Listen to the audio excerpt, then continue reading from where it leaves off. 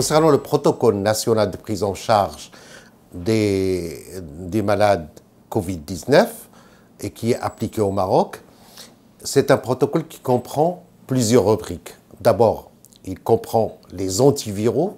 Qu'est-ce qu'il y a comme antiviraux en application dès le départ de la maladie? C'est l'association hydroxychloroquine et azithromycine qui ont une activité antivirale et qui sont indiquées dans les formes symptomatiques de la maladie avec des symptômes mineurs ou majeurs au tout début de la maladie qui sont efficaces. En dehors de ça, il y a des adjuvants qu'on appelle la vitamine C, le zinc, la vitamine D, et puis il y a les anticoagulants qu'on peut mettre sous certaines conditions, les corticoïdes aussi sous certaines conditions, l'oxygénothérapie quand on apporte de l'oxygène aux malades qui en ont besoin dans des conditions particulières. Et puis nous avons ce qu'on appelle les anticorps monoclonaux qui sont aussi disponibles au Maroc et qu'on donne chez ces malades-là. Voilà grossièrement un petit peu les médicaments qui sont compris dans le protocole national et qui sont appliqués. Alors, la seule nouveauté, c'est qu'il y a une actualisation de la version des antiviraux. Donc, on va conserver l'hydroxychloroquine et l'azithromycine comme dans le protocole ancien, et on va ajouter, dans des conditions particulières, le molnupiravir. Ce médicament, c'est un antiviral dont l'efficacité est de 30 à 50%, 30% pour l'Omicron, mais c'est un médicament qui doit être donné aussi dans les premiers jours d'apparition des symptômes, jamais au-delà de 5 jours, qui va être donné exclusivement chez les adultes d'âge supérieur à 18 ans. Ils ne seront pas donnés chez les enfants, ni chez les femmes enceintes, ni chez les femmes qui allaitent. Et on va le donner chez les personnes qui ont des facteurs de risque. C'est quoi ces facteurs de risque? C'est l'âge supérieur à 65 ans, c'est les patients qui sont porteurs de maladies cardiaques, à type d'hypertension, à type d'insuffisance cardiaque ou d'atteinte cardiaque ou infarctus du myocarde. Chez les patients qui ont des atteintes pulmonaires chroniques, soit des fumeurs avec des bronchopneumopathie obstructives ou les autres pathologies pulmonaires. Chez les diabétiques instables avec des complications.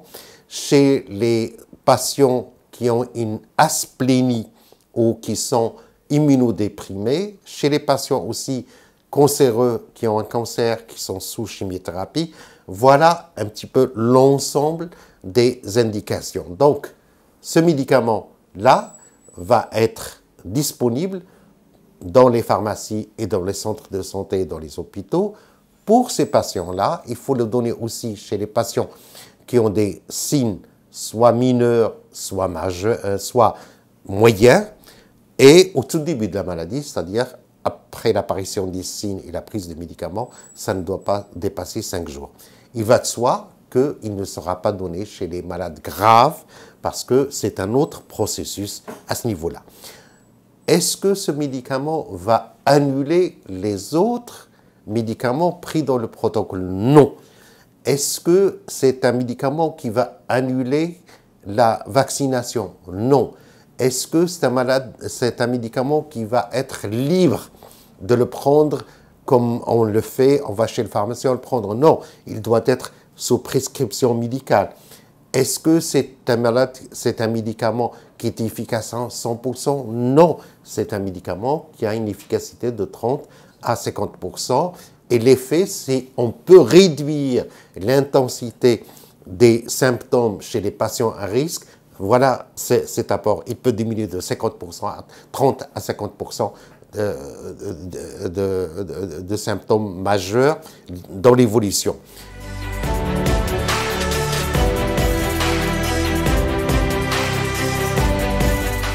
Oui, un type de maux de tête, de vertige, aussi des éruptions cutanées et des troubles digestifs. Donc, c'est un médicament qui sera soumis à un contrôle médical, pharmaceutique, et chaque malade qui va le prendre dans ces conditions-là, il va signaler aussi tout signe inhabituel qu'on ne doit pas observer, il doit le signaler à la cellule de pharmacovigilance qui est disponible sur tous les moteurs de recherche.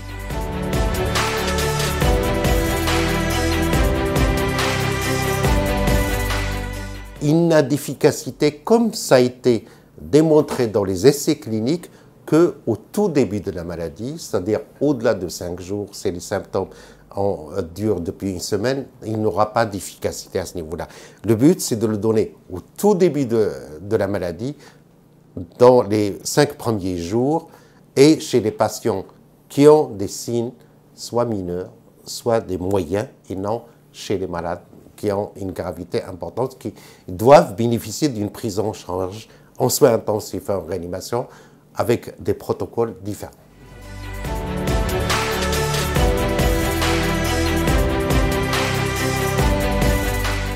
Merck, c'est celui qui a terminé toutes les phases expérimentales et qui est disponible actuellement. Il va sans dire qu'il y a d'autres médicaments que vous avez cités. Il y a des médicaments chinois, il y a des médicaments hindous, il y a des médicaments américains et même aussi d'autres antiviraux. Et dès qu'ils vont finir les phases cliniques, expérimentales et qu'ils auront donné des résultats probants, probablement ils seront réintroduits dans le protocole. Mais ça dépend de beaucoup de choses. D'abord, est-ce que le produit a terminé toutes les phases? Est-ce qu'il y a des justifications scientifiques assez fortes pour l'inclure? Et puis, ça dépend aussi du prix. Est-ce que le prix est à la portée de tout le monde? Est-ce que le budget de l'État le permet? Toutes ces considérations font que on commence par ce produit-là.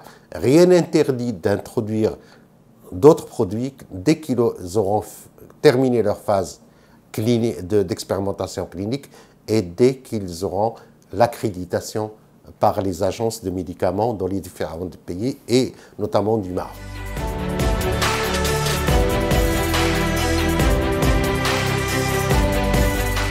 C'est vrai que au niveau des accréditations par les agences de médicaments dans les différents pays, il ne fait pas l'unanimité, dans la mesure où, contre l'Omicron, il n'est efficace que dans 30% des cas.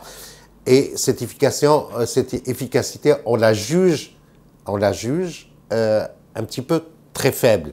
Donc c'est un débat qui va accompagner encore une fois les antiviraux, parce que c'est des médicaments qui ne sont pas faciles à manier, parce qu'ils auront peut-être aussi des effets secondaires qu'il va falloir suivre de façon assez régulière et qui seront peut-être aussi plus chers. Tout ça fait qu'il y a cette discussion sur son efficacité. C'est un débat qui est sain et on verra dans les jours qui vont venir, est-ce que son application dans la vraie vie, il serait hautement efficace ou il va connaître un échec. Ce n'est pas de l'expérimentation, mais c'est dans la vraie vie, on sait que c'est efficace à 30%. Et si on prend par exemple que pendant la vague d'Omicron, on a des milliers de malades et qu'on sauverait peut-être 30% de ces malades parce que ça se compte par milliers, donc il sera quand même utile pour une partie de la population. Ce n'est pas le traitement, c'est pas le médicament miracle, il faut qu'on le sache. Et cette discussion au niveau des agences et au niveau des scientifiques, elle est logique et elle est saine.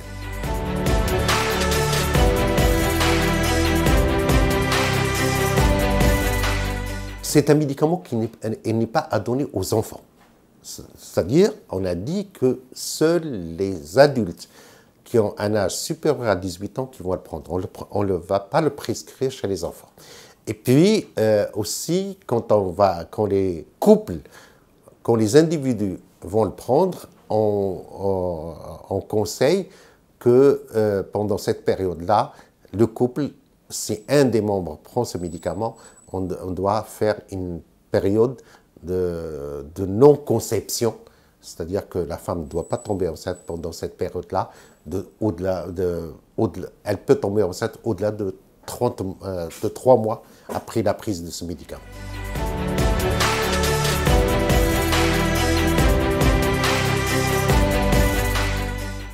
Alors, comment ça se passe pour l'obtention de l'autorisation de mise sur le marché au Maroc?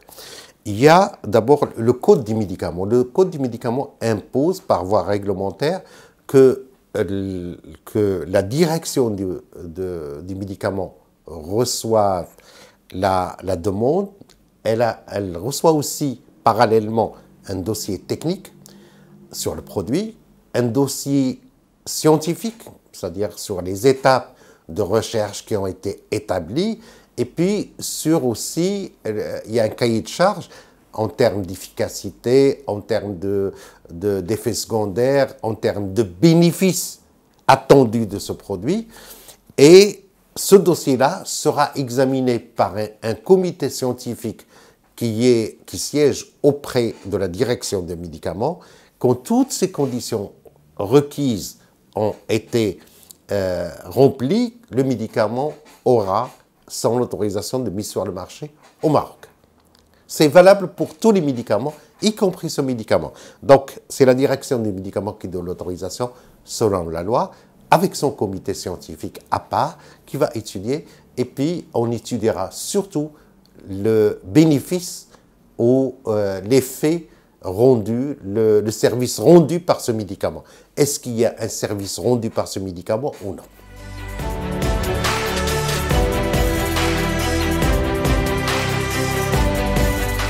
Si on fait une analyse de la situation épidémiologique au jour d'aujourd'hui, donc nous sommes dans une phase, dans une vague, la troisième vague que connaît le Maroc, et cette vague, elle est marquée par la prédominance dans presque 95% du variant Omicron, et on sait que ce variant Omicron, il est de transmission rapide, et qu'on aura une courbe qui va avoir une ascension assez rapide, puis on aura le pic et la descente sera aussi rapide. Voilà ce qu'on a observé dans les pays qui nous ont précédés, notamment l'Afrique du Sud et l'Europe occidentale, et on va suivre le même chemin. Maintenant, qu'est-ce qui se passe au niveau du territoire national? Nous avons un taux de positivité des tests qui avoisinent, qui se stabilisent, il commence à diminuer, il est passé à 25%, maintenant il descend à 24%, et au niveau du territoire national, il descend. Quand on dit taux de positivité, ça veut dire quoi?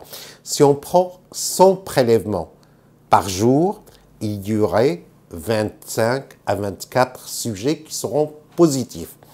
Donc, cette situation-là, le taux de positivité, c'est un indicateur. Quand on sait que le nombre de tests faits par le Maroc, il est, dans les meilleurs des cas, 32 000 par jour ou 33 000. Il pourrait avoisiner 33 000. Donc, il varie entre 20 000 à 33 000 tests par jour. Il va de soi aussi qu'on ne détecte pas tous les cas. Mais le nombre de tests qui est fait au Maroc, il répond aux critères de l'OMS. Il faut un minimum de 500 tests par jour par 100 000 habitants. C'est ce que nous faisons et ça nous donne une tendance. La tendance actuelle au niveau du territoire national, c'est qu'on a atteint le pic comme ça a été prédit par les études et par les projections au niveau du Maroc et que la courbe globale, il est en train de descendre petit à petit, avec des différences régionales. Si le nombre de cas est prédominant à Casablanca, dans la région de Casablanca-Stade, et aussi en second lieu, c'est Rabat, Salé, Kenitra. Donc c'est là où on a la majorité des cas par jour. Au niveau de des grandes régions, le pic est déjà atteint et la courbe est en train de descendre. Par contre, au niveau de certaines régions, il y a un décalage comme la région de Fès et la région de l'Oriental, où les cas ils vont commencer un petit peu à monter. Marrakech aussi, mais il y aura un décalage d'une semaine. Ceci étant, nous avons un nombre de décès par jour qui avoisine, qui est aussi entre 12 à 18 cas par jour. Là, cette semaine, on a vu les cas passer de 8 à 18 par jour. Du fait du décalage, probablement la semaine prochaine, on aura aussi une petite augmentation du nombre de décès et le nombre d'admissions en réanimation, il est à peu près d'une centaine par jour parce que les cas s'aggravent au cours de l'évolution de la maladie. Donc, voilà un petit peu globalement la situation épidémiologique au jour d'aujourd'hui. On pourrait imaginer qu'on ait atteint le pic dans les grandes villes, Casa, Rabat, mais globalement, le taux d'occupation par la maladie du Covid des services de réanimation au niveau du territoire national, elle est de 10%, mais elle est beaucoup plus accentuée au niveau de Casablanca et Rabat sur les centres hospitaliers universitaires où le taux d'occupation est de 95, entre 90 et 95. Donc il y a une tension au niveau des services de réanimation, au niveau de des grandes villes. Marrakech aussi verra aussi une augmentation des cas de réanimation. Ça touche les sujets les plus âgés, ça touche aussi les sujets qui sont non vaccinés ou non complètement vaccinés, ceux qui n'ont pas reçu la 3e dose ou ceux qui ont reçu la 3e dose mais au-delà de 4 mois. Et ça touche aussi essentiellement les sujets qui ont des comorbidités, c'est-à-dire qui ont des maladies chroniques qui associent.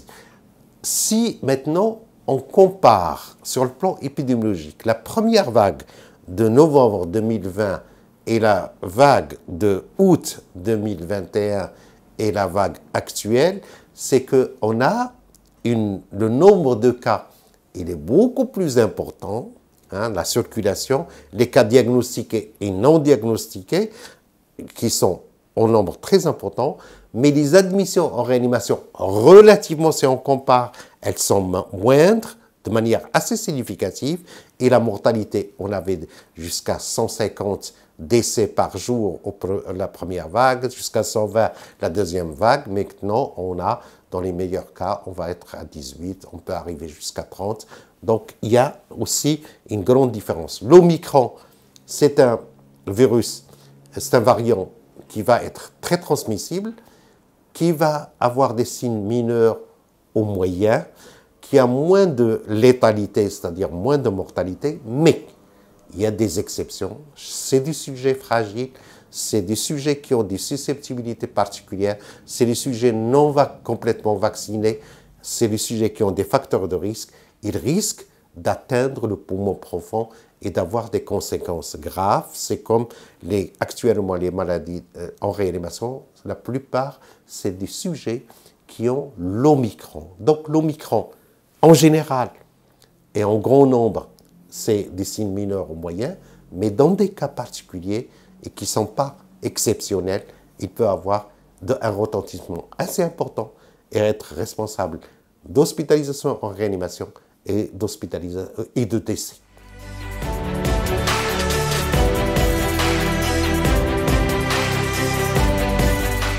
C'est ce que tous les observateurs, les experts font des projections dans ce sens.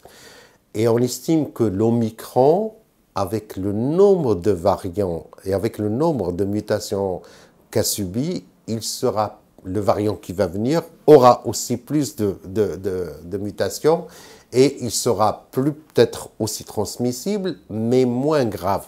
Et on estime que plus un virus, et surtout les virus à ARN, dont le noyau il est formé par l'ARN messager, c'est des virus qui vont muter, qui vont avoir des variants et qui vont être au départ méchants et qui vont perdre de leur férocité, de leur virulence avec le temps jusqu'à devenir saisonniers.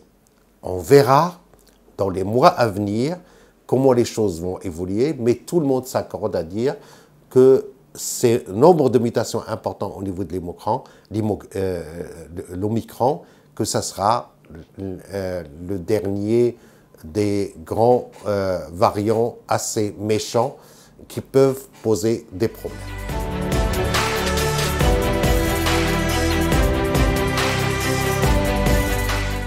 On attend la fin de la pandémie, du caractère pandémique. Quand on dit pandémie, c'est quoi? C'est un virus qui va circuler, qui va toucher un grand nombre de malades, qui va être responsable d'une morbidité importante et d'une mortalité importante et qui va avoir des conséquences non seulement sanitaires, mais économiques, sociales, comme ce qu'on a vu actuellement. Si les prévisions s'affirment, ce que nous disons, c'est-à-dire vers le printemps, la fin du printemps, le virus va rester avec nous, on va faire face avec des moyens, le lavage des mains, les mesures barrières, la vaccination et le traitement rapide, sachant que les variants seront moins létaux, moins sévères, donc le caractère pandémique va partir et on va rester avec un virus qui va adopter un caractère saisonnier, comme celui de la grippe, sachant que la grippe, quand elle est apparue dans le début du siècle dernier, pendant la Première Guerre mondiale, elle a tué plus de 50 millions, et puis il y a eu des vagues successives, la vague de 1968 qui a coïncidé avec cet événement musical de Woodstock, hein, et on sait que cette grippe de Hong Kong, elle a tué aussi pas mal, mais actuellement, il a varié. On a la grippe H1N1, H5N1, et on a la grippe actuelle saisonnière, qui risque parfois d'être sévère, mais qui ne tue pas autant.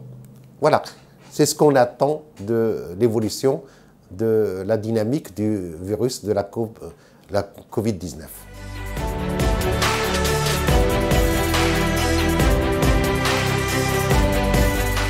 Il y a actuellement un débat national au sein de la population, au niveau des médias, au niveau des scientifiques, sur cette question-là.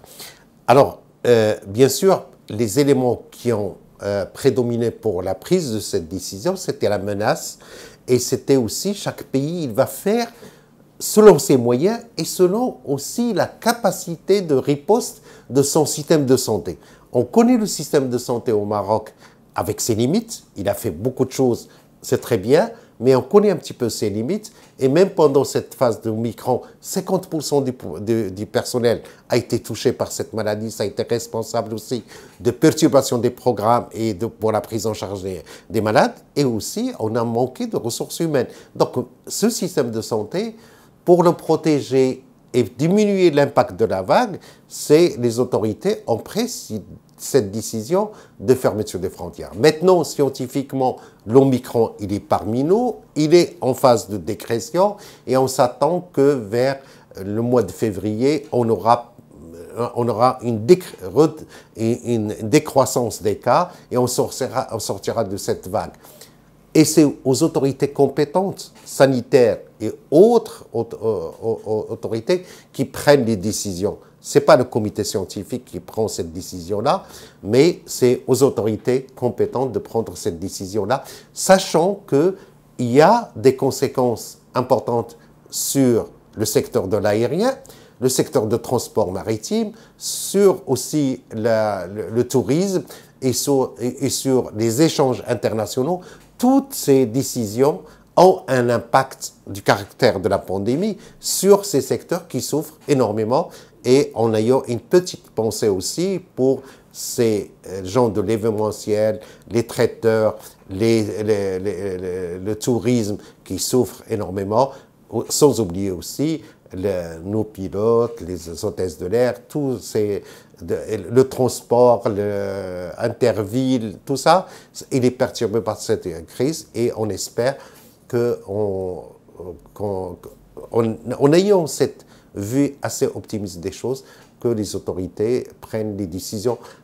Bien sûr, ça va dépendre de l'évolution de la chose, des données scientifiques, et puis d'autres considérations vont entrer qui amèneront les autorités à prendre la juste réponse à ces questions-là.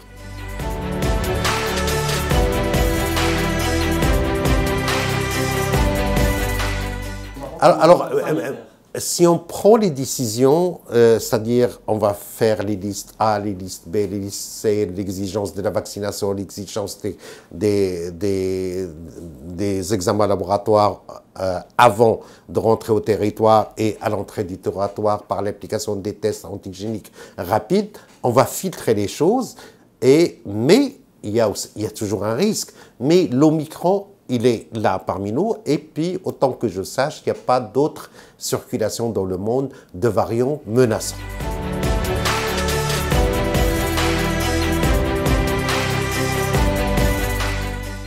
Concernant la question sur la vaccination, c'est vrai que la vaccination connaît un ralentissement dans notre pays, et ce ralentissement il est dû à beaucoup de choses. D'abord, il y a la majorité de la population, il faut dire aussi qu'on est vacciné aux alentours de à peu près pour 64% pour la deuxième dose, et puis on est à plus de 10% pour la population pour la troisième dose. Et on espère que les gens retournent vers cette vaccination. La vaccination a souffert aussi de plusieurs attaques, et puis de l'effet échappement vaccinal. Quand les gens ils vont dire je suis vacciné par la troisième dose et pourtant j'ai eu le variant Omicron, ce qui est vrai d'ailleurs. Donc toutes ces questions-là et puis d'autres ont fait qu'il y a une certaine lassitude qui peut s'expliquer et une mise en doute de l'efficacité du vaccin. Le vaccin a fait beaucoup de choses, a permis de contrôler beaucoup la maladie, a permis, l'objectif du vaccin maintenant, c'est de ne pas de faire disparaître le virus, c'est de ne pas faire disparaître la maladie, mais il va faire disparaître ou diminuer de façon drastique d'abord les formes graves, l'entrée en réanimation et diminuer le risque de mourir. Ça, c'est un fait. Est-ce que les vaccins sont efficaces à 100%? Non. Est-ce que les vaccins vont arrêter la transmission? Non. Ils vont la diminuer, oui. Mais ces vaccins-là aussi ont bénéficié d'une attaque forte de la part du lobby anti-vaccin.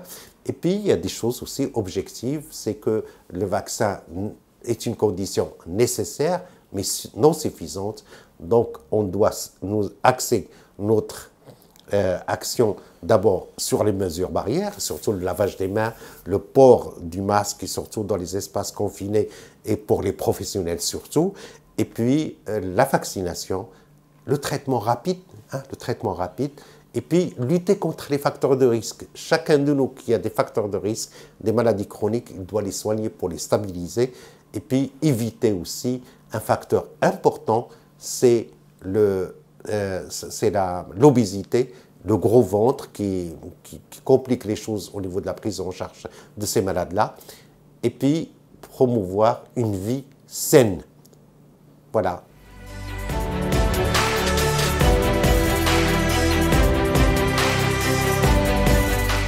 Les pays qui ont opté pour la 4e dose, comme Israël, n'avaient pas suffisamment d'arguments scientifiques. Et d'ailleurs, ils sont revenus sur cette décision. On ne sait pas pour l'instant. Est-ce qu'on va faire des vaccins tous les ans? On ne sait pas pour l'instant. On verra dans les mois à venir quant aux réponses à cette question-là.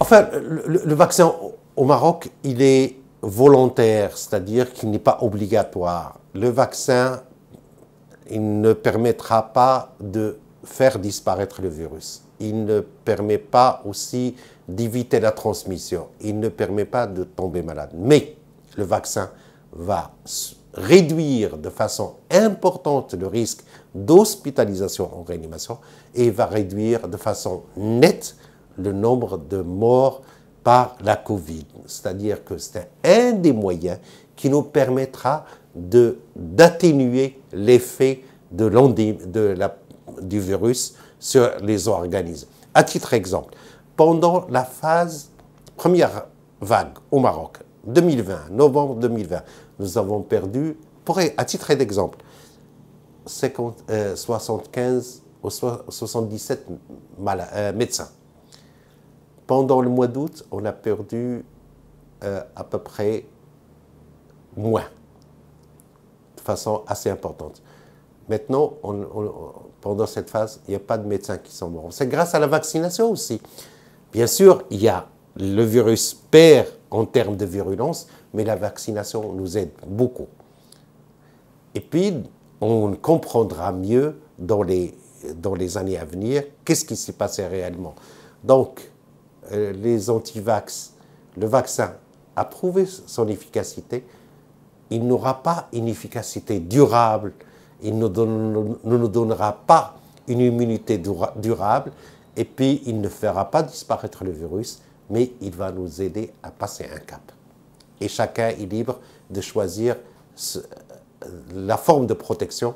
On doit se protéger nous-mêmes, protéger nos proches et l'environnement, les collègues qui travaillent avec nous.